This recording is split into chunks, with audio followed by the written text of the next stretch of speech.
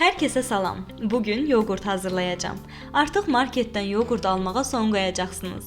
Evdə hazırlamaq istəyənlər üçün ən mükəmməlindən çiyələkli yoğurt reseptini 1 dəqiqəyə öyrənəcəksiniz. Rəngi al-qırmızı olan çiyələklərdən seçib alırıq. Çiyələyi təmizləmək üçün mən bir qədər sodalı suda saxlayıram. Biraz suda gözlədəndən sonra çiyələyi çox da xırda olmayacaq şəkildə doğrayıram. Kiçik formada da doğramaq olar, amma mən böyük formada doğrayıram ki, içərisində bilinsin.